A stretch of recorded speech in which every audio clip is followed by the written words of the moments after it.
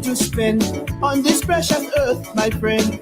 You never know when it will be over. Every day you live to see, give praise to the Almighty. You never know when He'll call your number. Hey, if you see a man fall down, pick him up from off the ground. Remember that man could be your brother. Yes, you might fall down someday.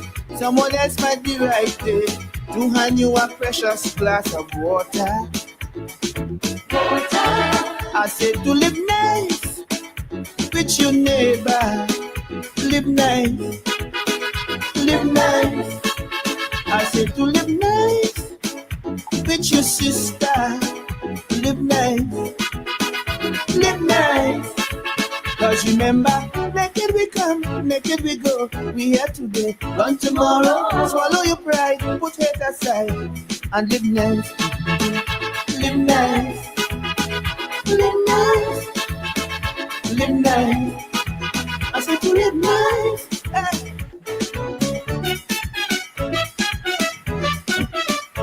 Hey. I cry for the youths today. They seem to have lost their way, drifting from the good old time traditions.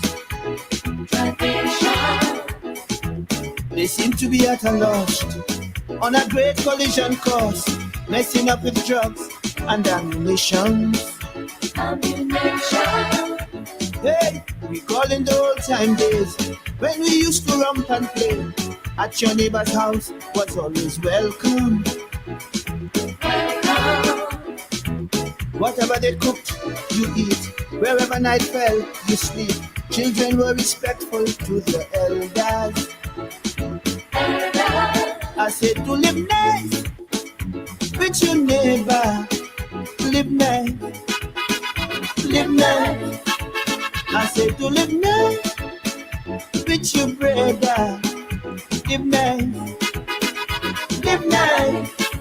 Cause remember, naked we come, naked we go. We here today, gone tomorrow. Swallow your pride, put it aside, and live nice. Live nice. Live nice. I said to live nice. Just live nice. Hey. Yeah.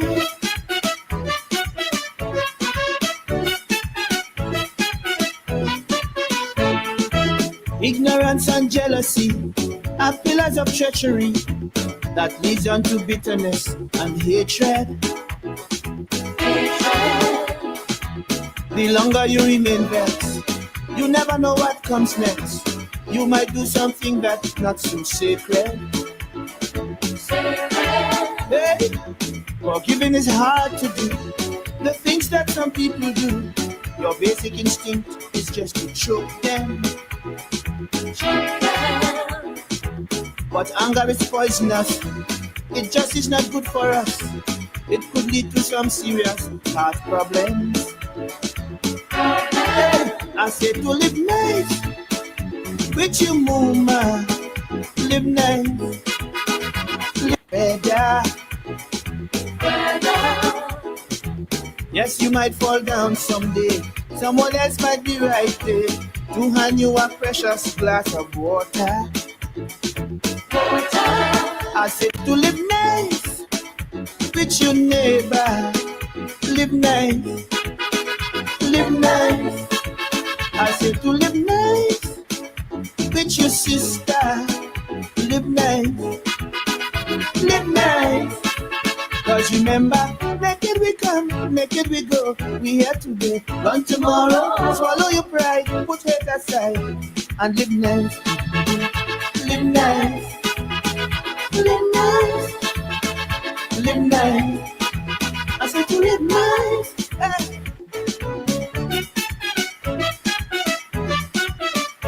Hey. I cry for the youths today. They seem to have lost their way, drifting from the good old time traditions. They seem to be at a loss on a great collision course, messing up with drugs and ammunition. Hey, recalling the old time days when we used to romp and play. At your neighbor's house was always welcome. Whatever they cooked, you eat. Wherever night fell, you sleep. Children were respectful to the elders. I said to live nice with your neighbor. Live nice, live nice. I said to live nice with your brother. Live nice, live nice. Cause remember, naked we come, naked we go. We here today, gone tomorrow. Swallow your pride, put faith aside, and live nice, live nice, live nice. I said to live nice, just live nice. Hey. Yeah.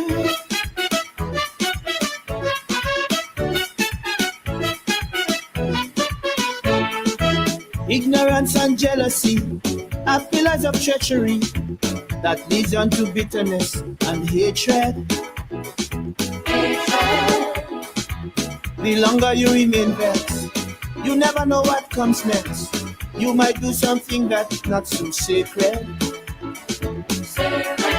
Hey, forgiving is hard to do.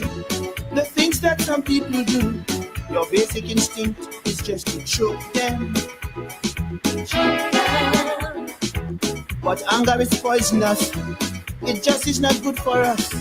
It could lead to some serious heart problems.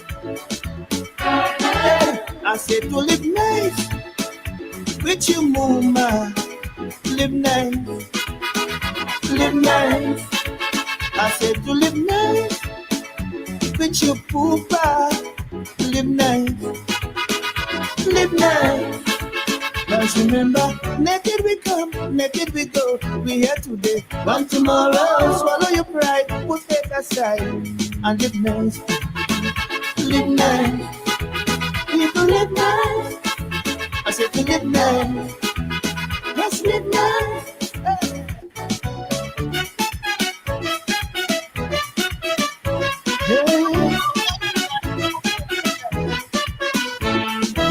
How drastic the world has changed.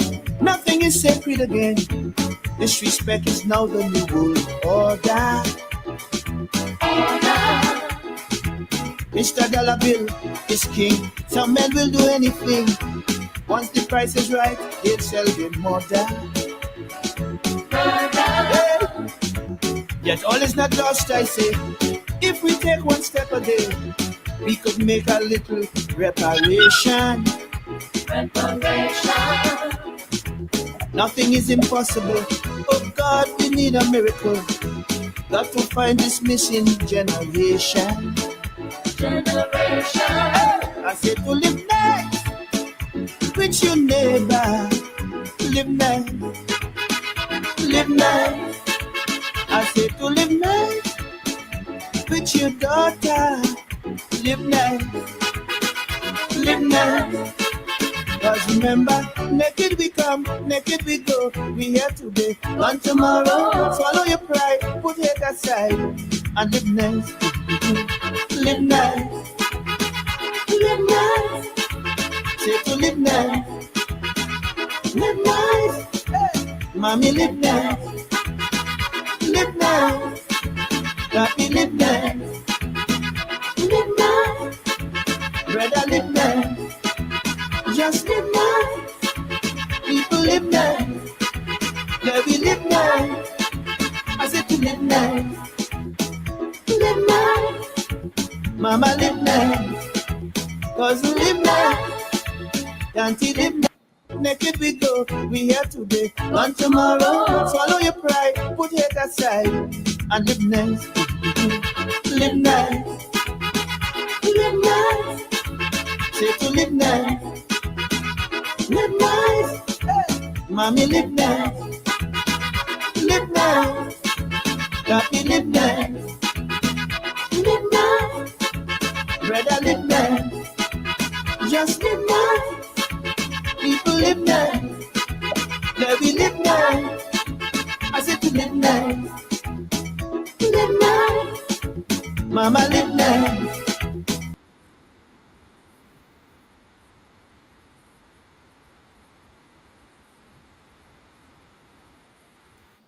Live nice. The Roots Man. Live nice. Good evening. Welcome to Politics 101 on a Tuesday night.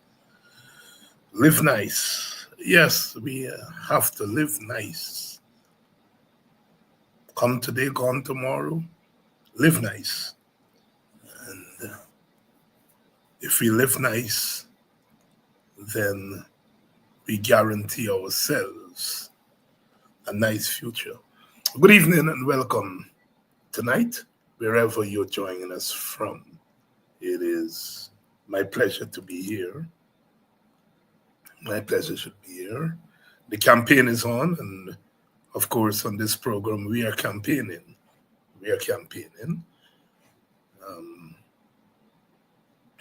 Quite an election season. And I see the analysts and everybody's trying to make sense of the election. Everybody is putting in their 2 cents, as we say.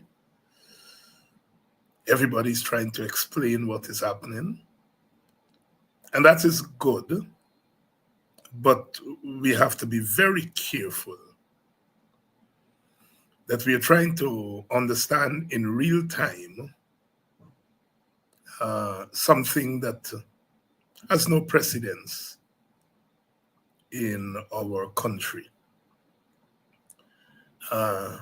It's a fluid political situation out there. There are factors that are at play that were never at play at elections before. This is our first election that is fully social media. In the previous elections, there was social media, but this election is fully social media. Fully social media. We've never had it before. We've never had an election like this before, in which social media is playing such an important role. That's a factor that we have to take into consideration. Social media come with its own dynamics, and we are still trying to figure that out. This is the first election in which oil and gas and the wealth from oil and gas is a factor in the election.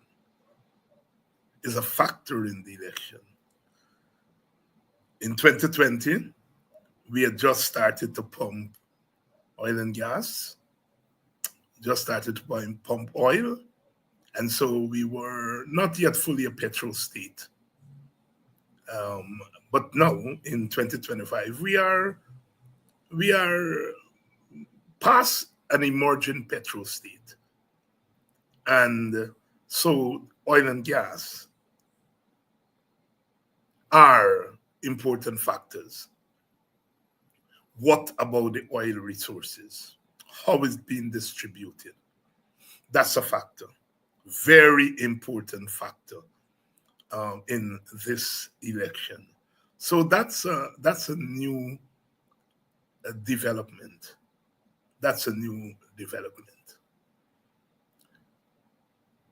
Ethnicity and race are still important factors, but we now have to submerge ethnicity and race within the larger context of oil and gas. And so while it is the old ethnicity and race, we now have to look at it within the context of oil and gas.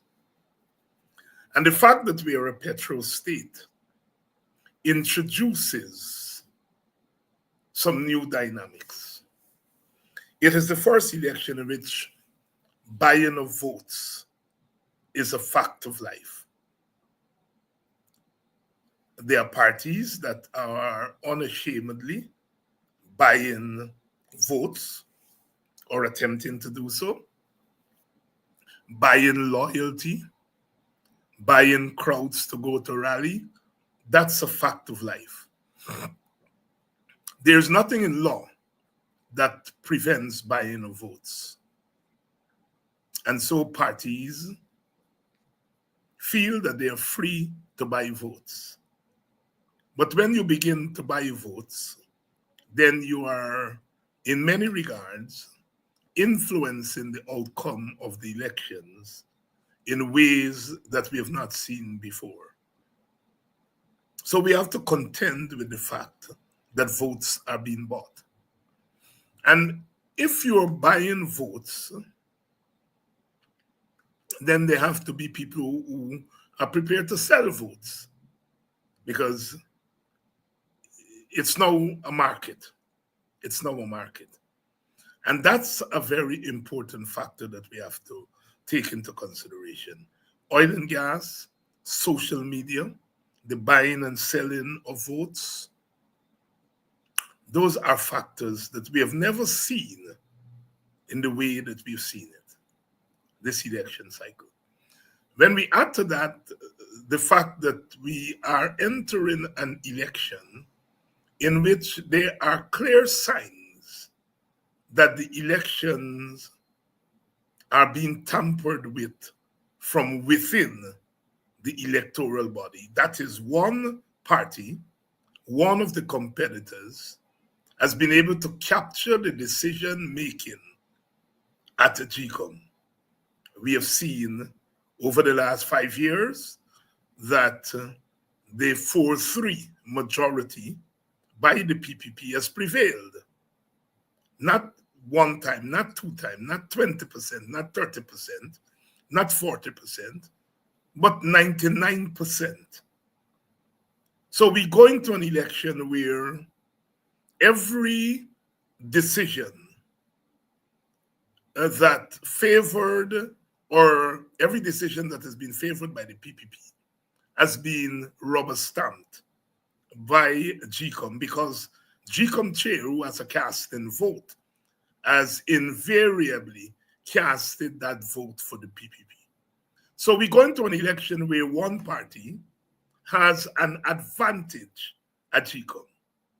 There is the vexed situation of the voters list. That voters list could be cleansed. And for us to have a proper voters list, everybody knows, including GCOM, that the voters list, as we see it, does not reflect the actual size of the voters' roll, that voters list is heavily padded. So we are going into an election knowing that the voters list is heavily padded. We are going into an elections with many anomalies that showed up in the 2020 election. Not many, all of them. And none of those anomalies have been dealt with. None of them has been corrected. And so therefore, all the factors that gave rise to a problematic election in 2020, we are going into a 2025 election with those factors not being taken care of. Whether it's voter impersonation, whether it's the question of the voters list, whether it's the question of documents not being in ballot boxes where they belong, all of those things have not been dealt with. And we have the issue of disenfranchisement. Now we hear the argument that we can't clean the voters list because we will disenfranchise people who live outside. But people who live in Guyana are being disenfranchised. People who are in prison, especially those who are on remand. That is, they've been charged but not sentenced. They are in prison, and they are being disenfranchised by GCOM. So while GCOM is And the PPP are arguing that you can't disenfranchise overseas voters. They are disenfranchising people in Guyana. They're disenfranchising people who are in prison, in particular those who are in remand. They are disenfranchising, potentially, election workers. Election workers are not being allowed to vote where they're working. They will have to find ways of getting back to their districts to vote. We notice the practice for election workers to work outside of their district, party election workers. It is difficult for the PPP to find election workers in a lot of African Guyanese communities, and the PNC to find election workers in Indian Guyanese communities. And so they usually have to have workers leave, election workers who belong to one community, going on election day and working in another community. Now those workers are not going to be allowed to vote where they're working. And so potentially you're disenfranchising them. They will have to leave, which means you'll have to find substitutes for them and all that kind of stuff. So we are going into an election where it is clear that the elections are being tampered with long before election day. There is no mechanism to discern a voter impersonation. Voter impersonation showed up at the last election. If the figures coming out of GCOM are correct, and we believe they're correct, voter impersonation could have accounted for at least one seat and most likely 2 seats. Samplers were sent. Samplers were sent to the police, the immigration authorities, and the immigration authorities were able to say, look, of the samplers that came, 75% or thereabout of the samplers, 75% of the people in those samplers were not in Guyana on election day. And so at least 1 seat came as a result of voter impersonation, and maybe more, because the 1 seat that we know is based on samplers that were sent by APNU. All of the votes that were uncovered and suspected of being voter impersonation, all of them did not go to GCOM. And those figures and those examples are in the possession of the Attorney General. So this is an election like no other that we have seen before. Oil and gas, vote buying, vote selling, clear electoral malpractice long before election day. Those are factors that we have never seen before. The issue of the distribution of resources. And so trying to understand these elections with your naked eye is risky. A few months ago, the PPP was telling us that they would win the election. Some of their supporters were saying they will win with a 2/3 majority. And we know that no party could win a 2/3 majority in Guyana. No party. And if one party was so confident that it's saying that it would win with 60 and 60-odd%, it means that there was something that party knew that we didn't know.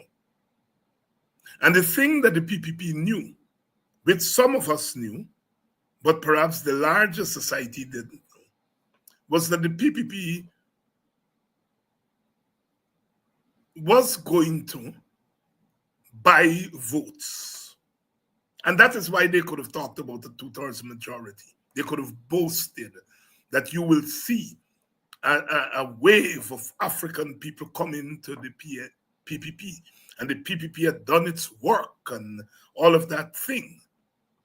And we know that the PPP has not done any work in the African Guyanese community to convince the African Guyanese community to vote for it. The PPP has assaulted the African Guyanese community, declared war on the African Guyanese community. Under the PPP's watch, extrajudicial killing of African Guyanese has increased. Even by the PPP's own standard, it has increased. We know that wealth distribution in Guyana does not favor African Guyanese. Under the PPP. African Guyanese own less than 10% of the national patrimony. We know that. We know that African Guyanese community are not represented, is not represented in many of the decision-making councils of the country. We know that the sectors of the economy where African Guyanese are populated, that those sectors have not been able to get the requisite wages and salaries that other sectors have. Now, when you talk about rice, you know you're talking about Indian Guyanese. And rice farmers have gotten some trickle down from the PPP government. We know when we talk sugar, we're talking mostly Indian Guyanese. Again, the government has sat down and it has negotiated with the sugar unions. We know that sugar workers' wages have been met. There are no complaints from Gawu and Nasi that sugar workers' wages have not been met. But when it comes, when we say public servants, nurses, teachers, policemen and women, the military army, we know we're talking African Guyanese, and their wages have been depressed. 7%, 8% given by the government. And so therefore, you are assaulting a community economically. You're assaulting a community politically. You're refusing to meet with their leaders and so on. But yet you are saying that that community is going to come to you. So you can't be saying that, look, this community is coming to me because they love what we are doing. No community loves you killing their children. No community loves the fact that you don't give them proper wages. No community loves those things. So if this community is going to come to you, you have to be confident that there are other ways that they're going to come to you. And so when the PPP keep banging at us, we're going to see this wave of Africans coming. They obviously could not be talking about policies that are going to bring African Guyanese over. You take away the subvention from African Guyanese community organizations in Padaji. So what policies could the PPP be talking about that would excite African Guyanese? The PPP cannot name one policy. When they went to New York the other day at the conference there on the decade, and they were asked, what policies have you put in place to help to empower the African Guyanese community? They could not name one. They were talking about policies that help all Guyanese. They could not name one. So the PPP has not implemented a single policy, not a single policy, to attract African Guyanese. No policy. And then when you add that to the fact that you're beating up on that community, their children are being killed. Their workers are not being paid proper wages. When you add to that you beat up on that community, their homes are being demolished. So you're beating up on them, and then you have no policy. And yet you're saying that they will come to you in waves. Explain that. People go to a party based on policies, based on the fact that that party is not assaulting them, or based on ethnic allegiance. We know the African Guyanese have no ethnic allegiance to the PPP. So they have no ethnic allegiance to the PPP.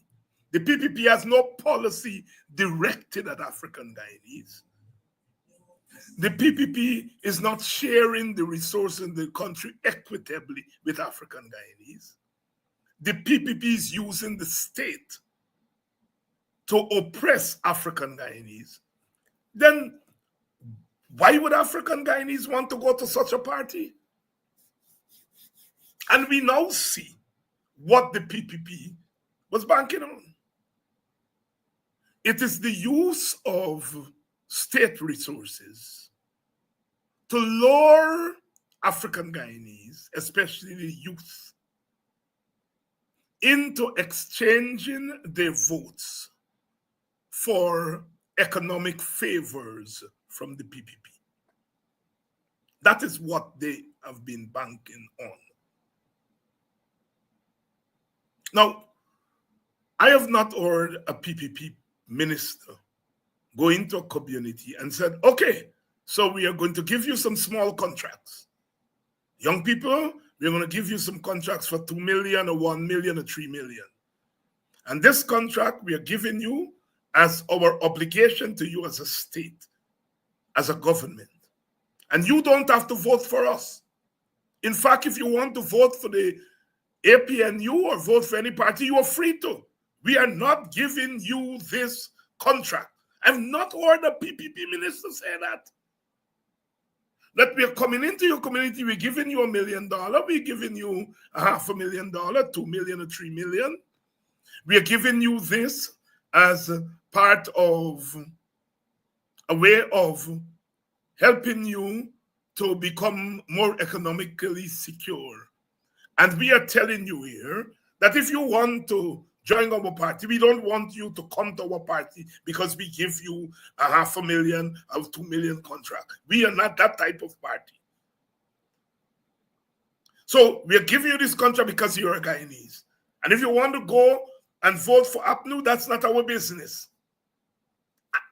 When a PPP minister can go into a community and say that, then I am prepared to say, okay, the PPP is not into vote buying.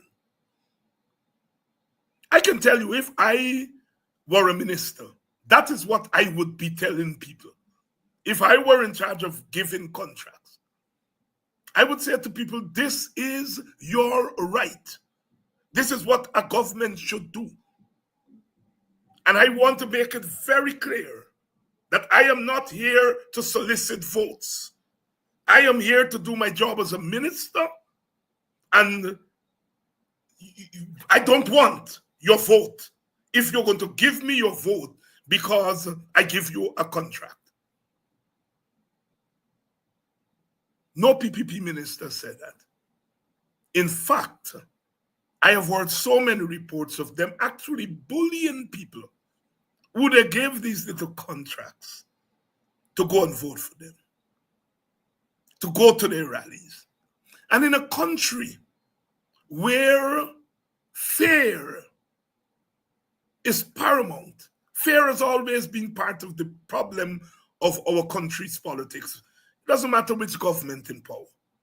People always fearful. People automatically feel that if I'm working for the government, if I get a contract, I should not offend that government. I should not support an opposition party. And so the PPP doesn't have to tell people, come, I want your vote in exchange. People are out of fear.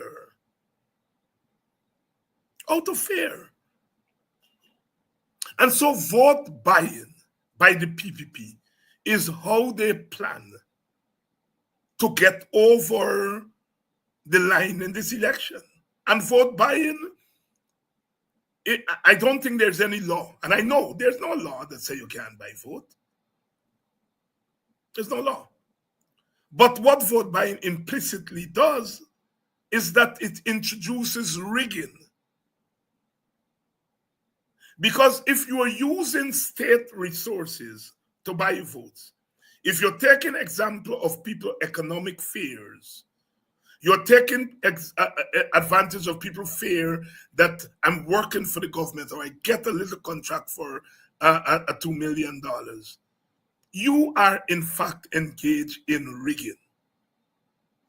That's what it is. Not against the law, but it is against the spirit of a free and fair election. And that is how the PPP plan to win this election. That's how they plan to win this election. The numbers, as the PPP would say, they would tell you, the numbers are not in their favor ethnically. Ethnically, the numbers are not in their favor, and not in APNU favor. It's not on any party's favor. And so the PPP has decided to use the purse string not to implement policies which people could then say, okay, I like your policy, but to use the purse string to immorally buy votes and encourage people to sell votes.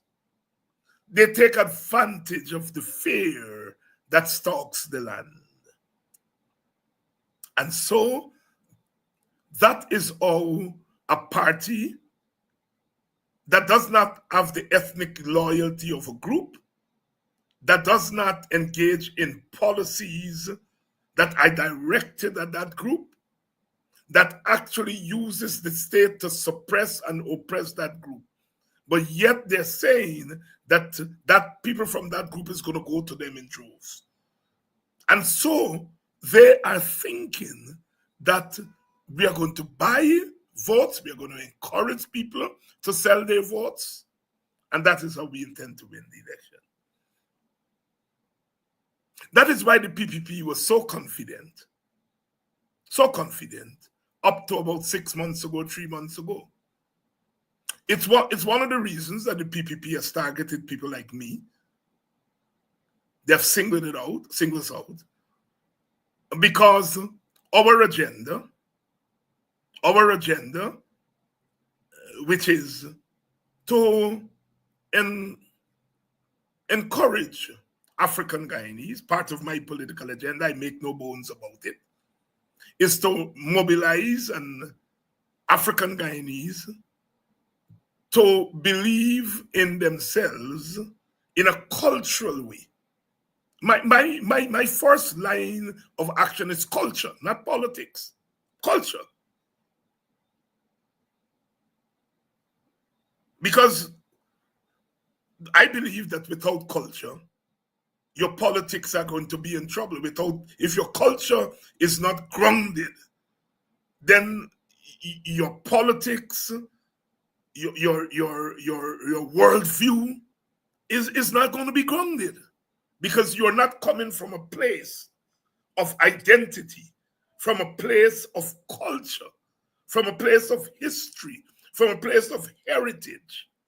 You're not identifying with things that are positive. And so my agenda for the last 5 years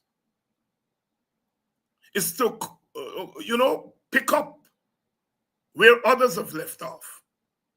The great U.C. Kwayana, that was a large part of his mission. And that is what I have been trying to do, along with others, for the last 5 years. Now, if people are culturally grounded, if a group is culturally grounded, then it is able to push back against negatives. It will see vote buying for what it is. It will see the enticement to sell votes for what it is.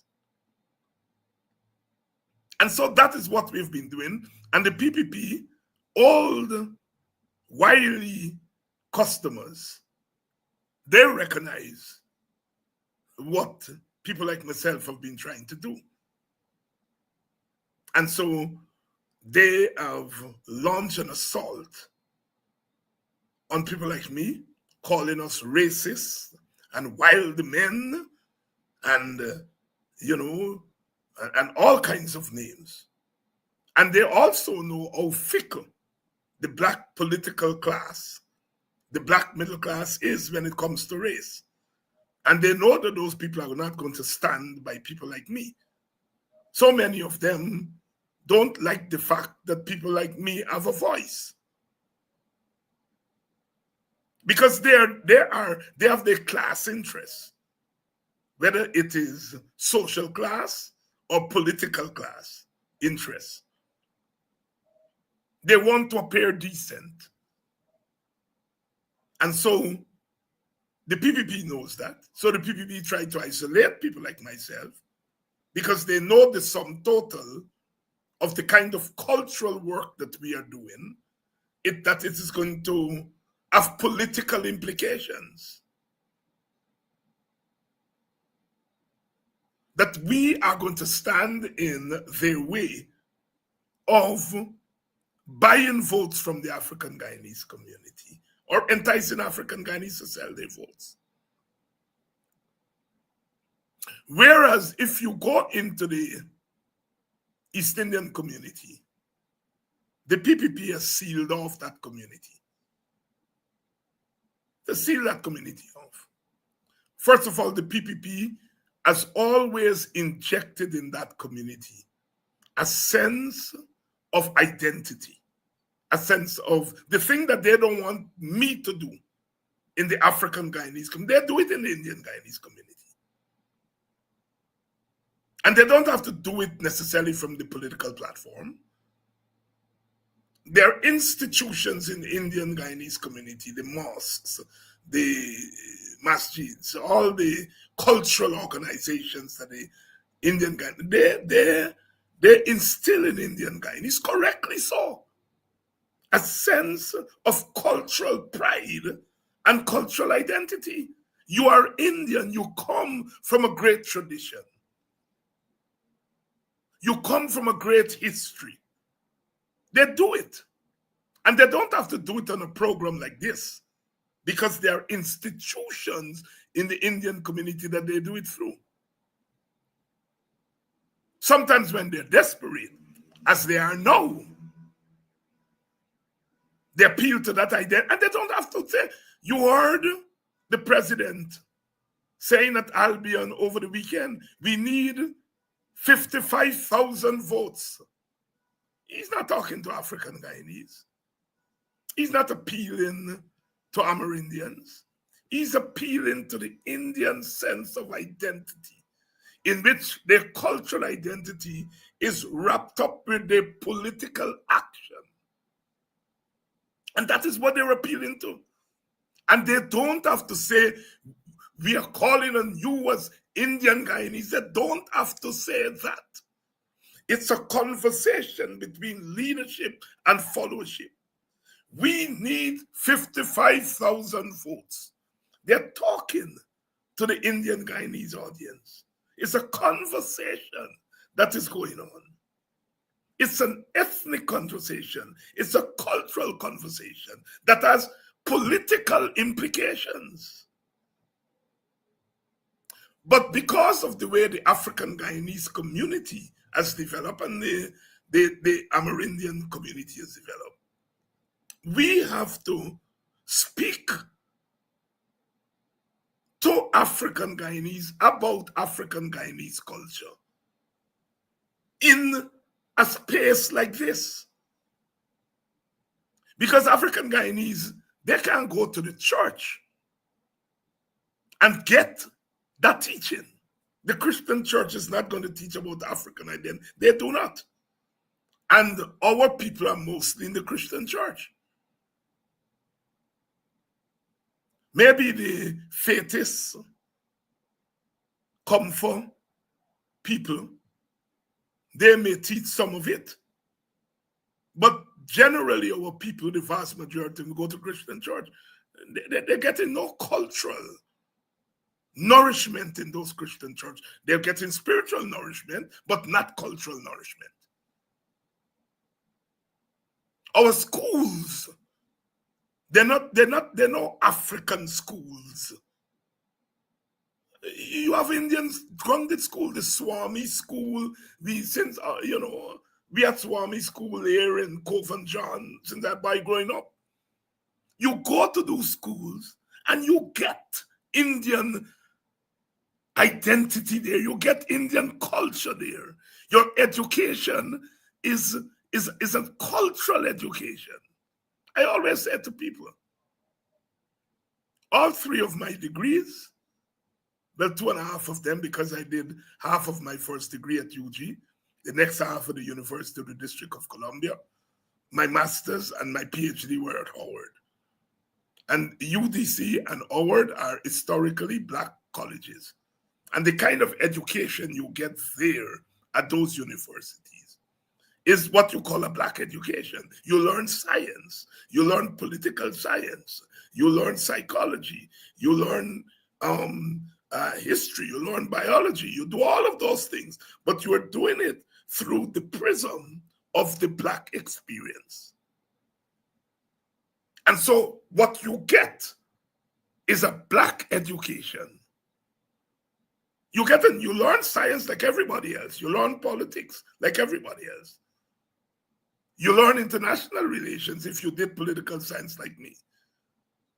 You learn Plato and Aristotle, but you also learn Du Bois and C.L.R. James and Garvey.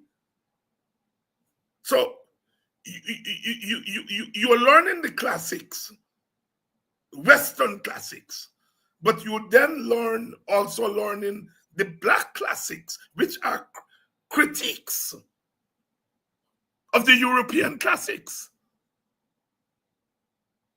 We don't have that equivalent in Guyana. We don't have a Black Studies department at the University of Guyana. Our children in the high schools don't do it. Well, the high schools, they don't have to do African culture alone. If they're going to do cultural studies, it has to be African, Indian, Amerindian, Chinese, Portuguese. They don't do any of it. But some of our Indian children can go to Indian-centric schools and get an Indian education there. And even if they don't get it in schools, they get it in the religious institutions. African, maybe, I think Agda has a school. I don't think there are any African schools in Guyana. It's something that I'm thinking very seriously about. So, the Indian community gets that consciousness. The Amerindian community, because it is isolated in the interior, they are able to reproduce Amerindian culture that is not touched largely by external forces because they're there isolated. But Africans don't have the same kind of grounded education and grounded access to their own culture. And so therefore, when we act politically, we are not always acting from a condition of cultural understanding and cultural worldview. And the PPP saw that people like myself, Itpada G, Vincent Alexander and others, Eric Phillips and others, they see that that is what we have been trying to do for the last 5 years. And that is why they are so intensely angry at us. And they call us racist and all of that stuff. And we don't get any protection from our political class, because our political class either don't understand the value of what we are doing, or they're afraid of what we are doing. And the PPP takes advantage of that. You heard how many times they asked Norton, condemn David Hines, condemn David Hines, condemn David Hines. And it's not just from the PPP side, you know. It's also from our side. Young lady was telling me at Melanie the other night, she said, Dr. Hines, you know why I love you? Because you just say, well, I can't say. That when you say it, I know that about me as a black woman, but I can't say it. And I hear people just be saying, the man is dangerous to the campaign. Our own people. But the PPP understand that their plan is being upset by the kind of mobilization, cultural mobilization that we do here. And the Working People's Alliance, which is not an African party, not by any stretch of the imagination, it's not an African party. But as a party, it has decided that part of its advocacy would be for the empowerment of African Guyanese. And so the WPA takes positions on these cultural issues that other parties do not take.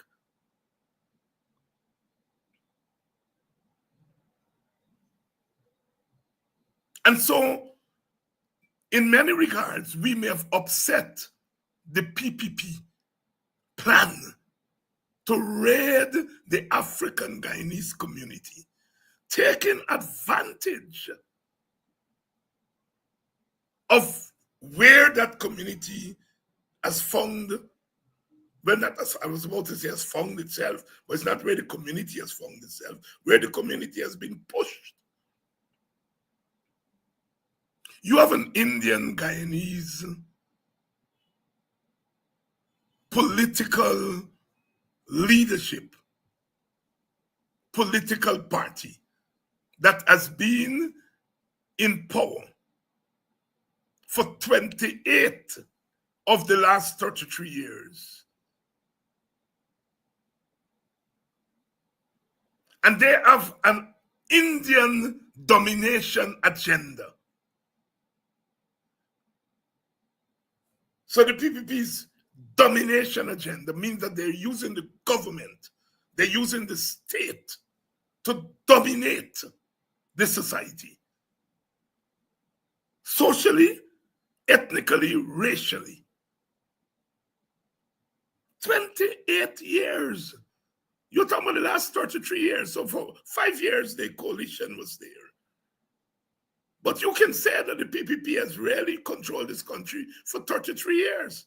The coalition was just there 5 years. And they weren't able to dismantle, understandably so, dismantle the institutions that drive the PPP agenda. So for 33 years, if you are an African kid You're an African person born in 1992. You have known, you're 33 years today. You have, all your life, you have known Indian Guyanese political dominance. You've grown to be fearful of Indian power. And even if you were born in 1985, today you are 40. In 1993, you would have been 8 years old. 1992, you would have been 7 years old, sorry. You have no consciousness of politics. So you're 40 years today. All you have known is Indian political dominance. I'm not talking about Indian people here. I'm not talking about Indian people, they are the normal Indian person. I'm talking about the Indian leadership, because that's what you see. Government is an agent of socialization. And this powerful thing called the government and the state that determines who get what, when, where, and how. You are 40 years old. That's all you know. All you know. That thing has to have an effect. And that is why people like myself recognize that. And we don't have the state, we don't have the government, but we have an asset. And that asset is that people like myself, through education, have been able to, get the titles, doctor this and that. Some of us may not have gone to the universities, but we have been in activism. And so we have earned a status in the society. And it is that we have. That's capital. And we have used that capital. We have used that capital to try to give our people some cultural direction and cultural sustenance.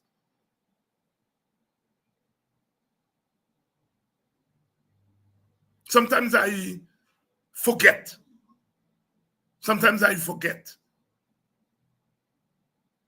As I walk around and young people, come up to me,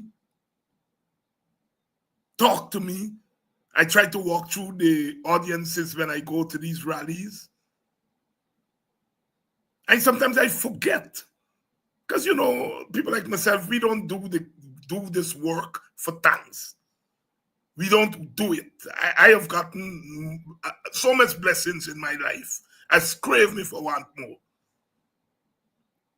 So I'm not into politics for these other things that people are into politics. So sometimes I forget that I do make a contribution and that people are grateful. And people want to, so many people, the things one of the refrains I hear so much now, I am glad to meet you in person. I look at you all the time. I am glad to meet you in person. It's a gratefulness factor among our people. And sometimes I forget that I do that kind of work because I'm not doing it in expectation for something in return. I do it because it is a duty. W.B. Du Bois talked about the talented 10. That the 1/10 of us in the community who have had the privilege, the opportunity to read books and to travel the world and to reflect on these things, we have a duty to come back to the community and to lift the community. The talented 10. Walter Rodney talked about the organic intellectual. Those of us, who read books, or professionals, having a duty to ground ourselves in the community. That this education is not ours to lord it on the world. And so for me, it's what I have to do. what I have to do. So many of my people I went to school with in my village, come up to me. They're workers. They're workers. Some of them are construction workers, nurses, teachers. Some of them are, selling at the corner of the streets, vendors and so on. And they come up to me and, say, remember when we used to go to school together? I was telling one of my friends today, he brought his nephew to see me, and he's telling the nephew, I know big shot people, so I was telling the nephew, no, he was more big shot than me when we were coming up. He shot used to be white more than me when we were going to school and when he started to work with the government and so forth. The point I am making here is that we do not have the institutions in the African community. But what we have are people like myself who have had the experience, either through education, through studies, through activism. And we are trying to lift the community culturally. I have great difficulty here in Buxton because the Buxtonians are saying they're WPA. And we have to remind them, look, when you all go to that ballot box, don't look for WPA, it's PNU. Two of my friends came in here today to see me, and they're saying, we got vote for the WPA, and I had to remind them, you all are looking on the ballot for APNU.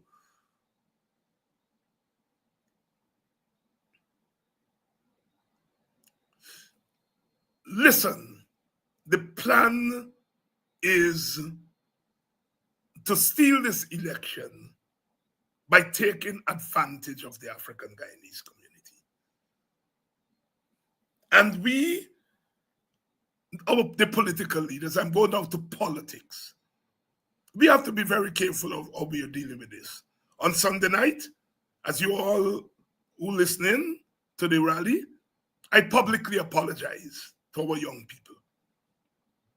Now, do I believe that the Granger government didn't do anything for Black youth? I don't believe that. I think they did a lot of things that, Black youth could have benefited from. Aubrey Norton was in charge of youth empowerment. He started night schools to get our young people who were dropped out of school to go back and to get an education. Winston Jordan started the RATE project where he identified 5 communities and tried to revive agriculture in those communities. Wages for public servants went up under APNU, primarily Black people. There are public servants who are not Black, but the majority are Black. So there are things, and I don't have the time tonight to read out everything that Black people, Black youth could have benefited from. But there are 2 things. There is perception. The perception of a critical mass of young Black youth is that Granger did nothing for them. And we have to understand, people measure themselves by looking over to other people. When the PPP, they see Indian youth that they went to school with, and they all left school. And then 3 years later, they see the Indian youth driving a big truck and driving this and sometimes own business and so on. And they look at their condition. I said, but why is this so?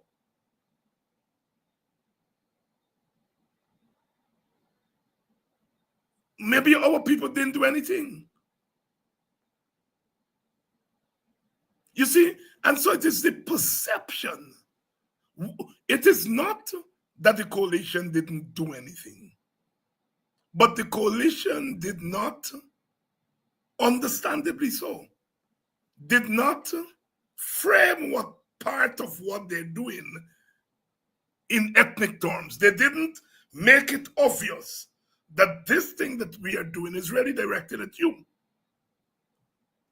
Indians know when the PPP is directing things at them. When PPP do things to sugar, when they give $500,000 or $250,000 to sugar workers, they know it's Indians.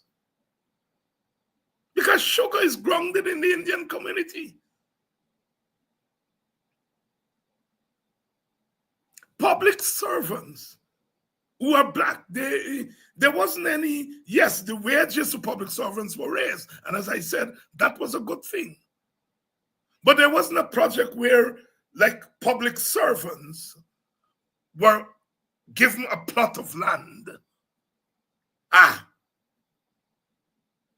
If we had done that and said Guyana has a lot of land, we are not able to raise public servants' wages because of inflation and this and that. But we're going to give each public servant a plot of land. You don't got to go and tell them it's black people you're giving a plot of land. We know that public servants are predominantly black. Their wages are not as high as, let's say, the sugar worker wages. Sugar workers work for more than public servants. Generally, ministers of finance would say you can't give public servants plenty money, it's going to be inflation and you can't afford it. But you could have afforded. We could have said, look, we give each public servant a subsidy that is a plot of land. Then they could not 5 years later say to us, you all didn't do anything for us. Because the public servant who has 5 children, or 4 children, or 3 children, the children would benefit from the public servants have a plot of land. And that is what they're saying. They're not saying that we didn't do anything that they benefit from, but nothing was pointed at them. Like how the PPP's pointing projects. The PPP put in big stadium, Palmyra. They would put 1 in an African Guyanese community and 4 in an Indian Guyanese community. There's nothing in the law that stops them from doing that. We, on our side, because we tend to be apologetic about race issues and so on, we don't think through these things. And so we didn't. And we said, look, we're going to identify, as they did, 5 communities: Mocha, Buxton, Beefy Triumph, Mocha, 4 communities. We are going to identify these communities and we are going to encourage a resurgence of agriculture. We could have identified 10 African communities and said, we are going to encourage entrepreneurship through cooperatives. Because we are not, whereas, let's say, Indian Guyanese tend to be more individualistic in their entrepreneurship. African tend to be more communal. And that is why the cooperative ethos. Sometimes we try to push black people to make money in a certain way when they're not accustomed to. Black people know how to make money, but not in the same way that Indians make money. And so, as we, for example, decided that we are going to take 20 African communities and upgrade the cooperatives and give the cooperatives the resources so that our people can begin to generate wealth through the cooperatives. They would have remembered that because they would have said that is directed at me. Nothing is wrong. We didn't have the resources. In the first place, we didn't have oil resources. So we couldn't do as much under the Granger administration as the PPP could do now. But in hindsight, We could have engaged in targeted policies to the African communities, resuscitation, upgrading, strengthening the cooperative. The PPP has weakened cooperatives. Why? Understandably so. The cooperatives are grounded in the African Guyanese community. African people don't vote for you. Why? You're not going to strengthen it. We could have, should have, dedicated some energies there. No. What is wrong in saying, look, we erred. We did a lot for you all, but we didn't target it enough. And apologized. We suggested to our leadership to apologize in 2020. They didn't take it up, and now we have to walk the road and hear our young people saying to us, Dr. Hines, you all didn't do nothing for we. I hear that every day, every single day.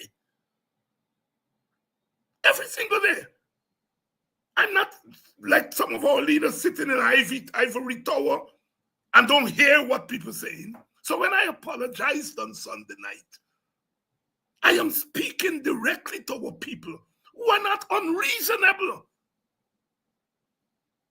And to say, look, I am not going to argue with you all. You all know we tried. You all know we didn't have a lot of resources. You all know that there were some things that we did that you all benefited from. But I hear you all. You all are saying you all didn't target us. And for that, I apologize. And some people thought it was tactically. I should not have done that. That the PPP will pick up on it, but let them pick up on it. Let them say that Dr. Hines apologized to our constituency. That is, nothing is wrong with that. Absolutely nothing is wrong. I think that is positive. It makes us stronger, not weaker. We apologize to you all and pledge to do better the next time. We have to change our politics. We have to get off this nonsense of playing tricks with our people. There's a core of women. It don't matter what the APNU, what the PNC activity, they're there. They're market women. About 10 of them. And I spoke with them at Congress Place after the nomination and said, Dr. Hines, we depending on you not to forget us. So we like all the leaders, we like them, but we giving you that role not to forget us. There's a way in which they feel free to level with me. And if they're leveling with me, I have to level with them. And some people are getting bent out of shape. Oh, Dr. I shouldn't apologize because it shows weakness. No, it shows strength. And I don't give a damn if they're mad with me. It shows strength when you can say to your people, we may have erred. We erred. They're not telling us that we didn't do anything. They're using the language, but what they're saying is that, look, we see over there, they're targeting their people. They're targeting fishermen and women, rice farmers, sugar workers, business people. And we know that it's their people they're targeting.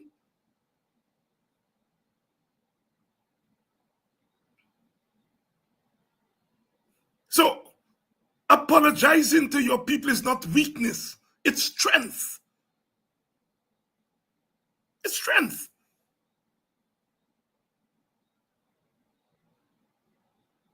As I said last week, there are all kinds of trepidation in our ranks.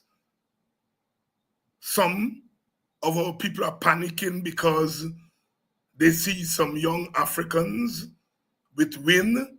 They see some with the PPP. and so on and so forth. Look, now is not time to panic. Where rain can fall, Jew can fall. I am glad, like I said, that African Guyanese are young people. Some of them are shopping around. Nothing's wrong with that. I want when you finish shopping, you buy from the right place. Some African Guyanese are, critiquing us, criticizing us, the leadership. I'm not panicking because of that. I think it's a positive development. I wish the youth, Indian Guyanese youth, can do the same thing to the PPP, and I hope they can do it. Our young African kids, some of them are with Mohammed, some of them are with the PPP, but they can come back in our community and sleep well. Nobody do them anything. Nobody do them anything. Nobody does anything to them. When our East Indian brothers come over to the APNU, they go back in their community, they terrorize them. They burn down their butcher shop. They do terrible things to them. Yes, I would like our support base to be intact. And that is what we are fighting for, to get as many votes, because the crossover is not happening, so we have to get as many votes from our base. And I'm prepared to fight for those votes. What I'm not prepared to do is to go cussing black children because they may have gone with Win, or they are examining Win. Some of them, out of fear, may go and give their vote to the PPP. I am not cussing them. I am not into that business. I'm not doing it. I'm trying, as I've been trying for 5 years, to give them strength,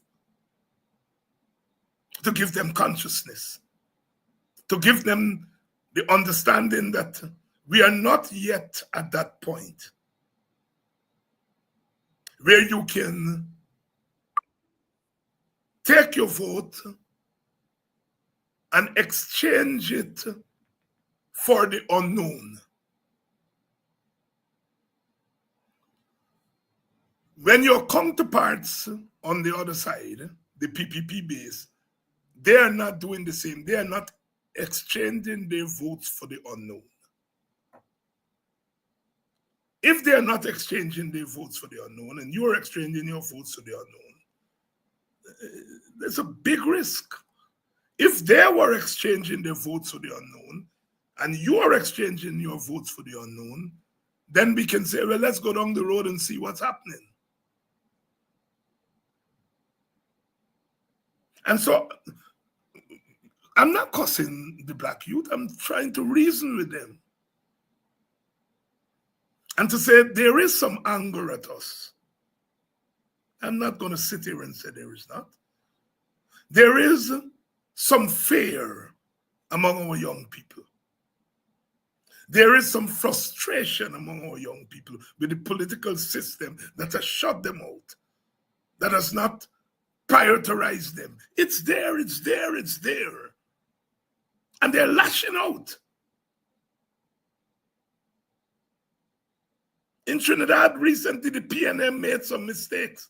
110,000 Afro-Trinidadians stayed away from the poll.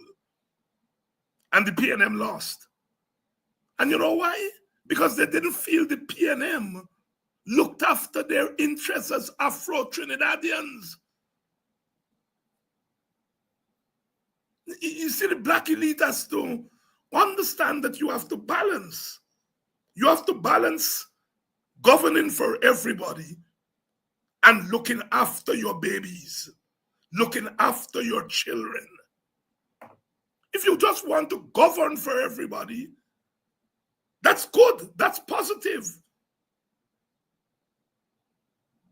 But you must govern for everybody and recognizing that your children have some special needs. And while you're governing from everybody, look after their special needs. In Trinidad, Rowley didn't do that. And they punished him. 110 people, 10,000 stayed home. They didn't go over to the UNC. They stayed home. 110,000 votes less than the last election. They didn't go to the other side, but they stayed home. And we have to talk our young people through this thing insofar as possible to talk to them in an election campaign. You really can't give people consciousness in an election campaign. That is done before election. What you do in an election campaign is count your votes. Get all of them out there. I'm not panicking because I don't think the vast majority of African youth is going to abandon their traditional political force. But insofar as some of them may, we can't beat them up. We can't condemn them. We can't cuss them. We can't all upon them. Because they are there as a result of circumstances and forces that are larger than themselves. And we have to credit our young people. We have to credit our young people with rationality. We can't just think they're rational. They're irrational. We have to credit them with some rationality.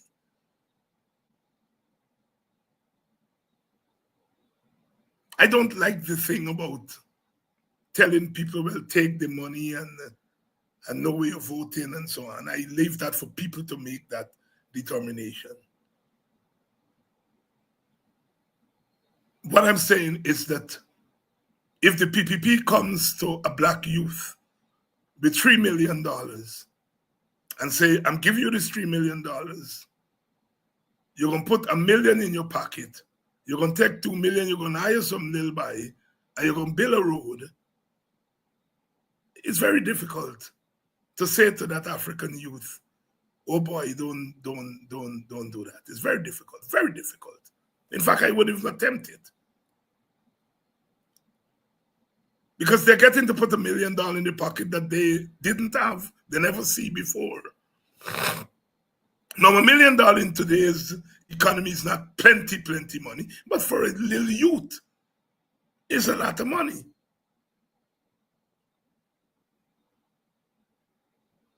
And so we have to see with the young people. And we have to depend now on their consciousness to say, but this money don't mean I have to go and stick my eggs for them. That is why giving our young people the consciousness is important. Don't wait till the election time comes. That is what I have been doing here for 5 years. Trying to strengthen our people. So that when this time comes, and they get $1 million in their hand, and they get a vote in this hand, they don't feel that they have to take the vote and go and give it to the man who come with $1 million to them. You got to give them consciousness, that the consciousness with the money, they're able to make certain choices. So I am not condemning these young people. I am not condemning whether they are exploring Muhammad.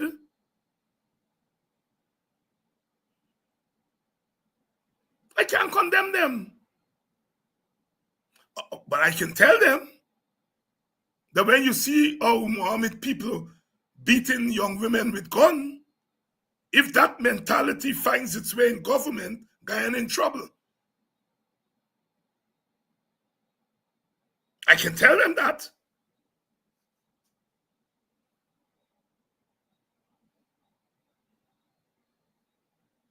I can tell them, ask the PPP, since the PPP divulging secrets, let the PPP tell us who were the people behind the formation of the Phantom Squad that killed over 400 black youth.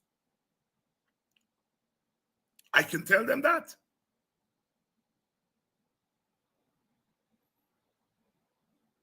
I can tell them it's only the other day last month, but they get vexed with what happened to Adriana, and they burn some tires and burn some roads.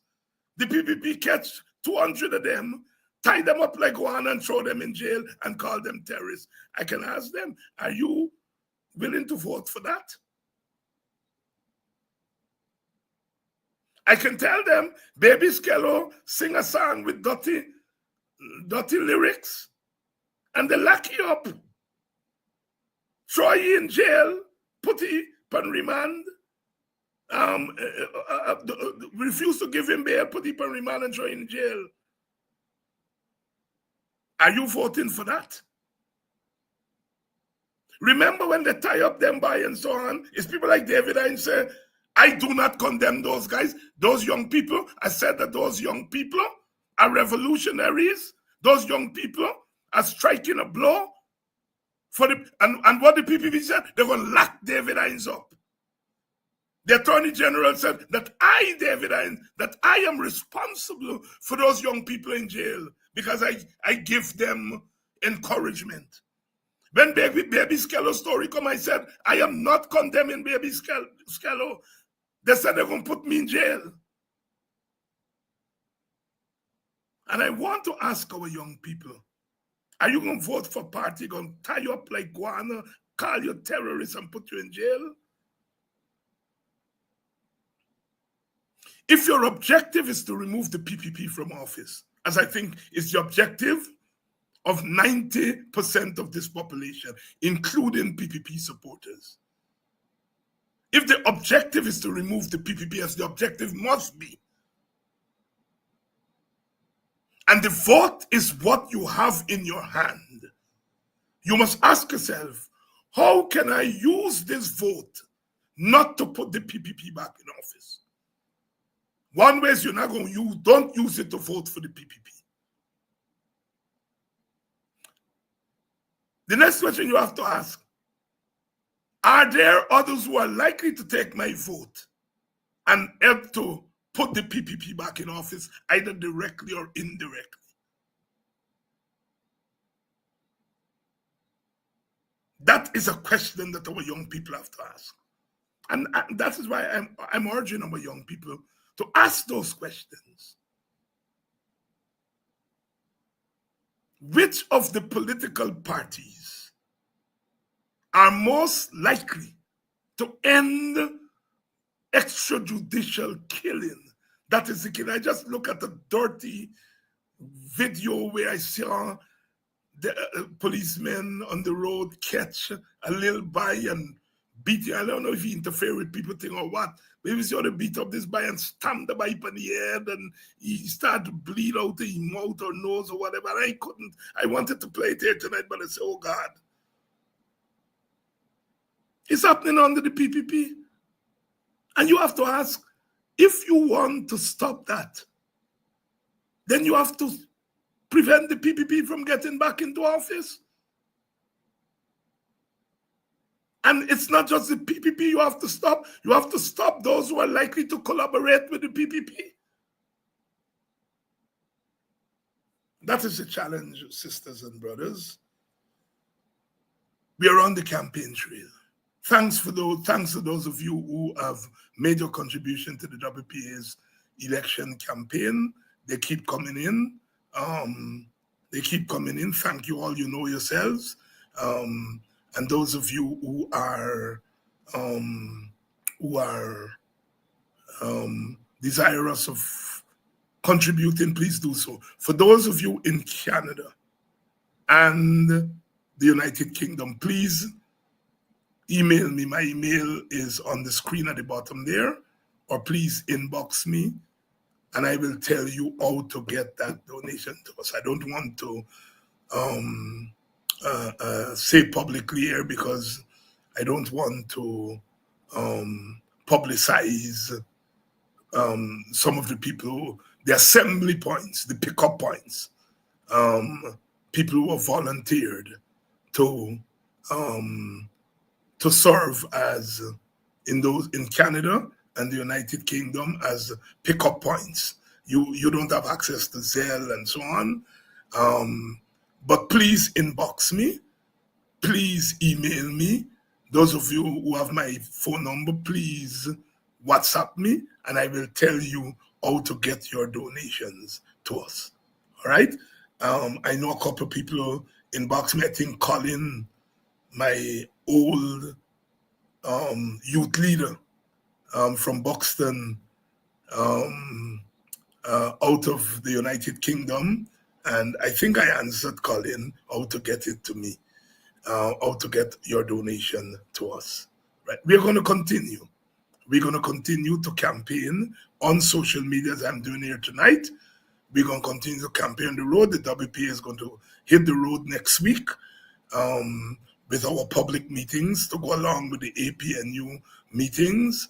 And we are determined that the PPP must go, right? We are part of a coalition, and we are respectful of our coalition partners and their approach to politics. But we in the WP have our approach to politics.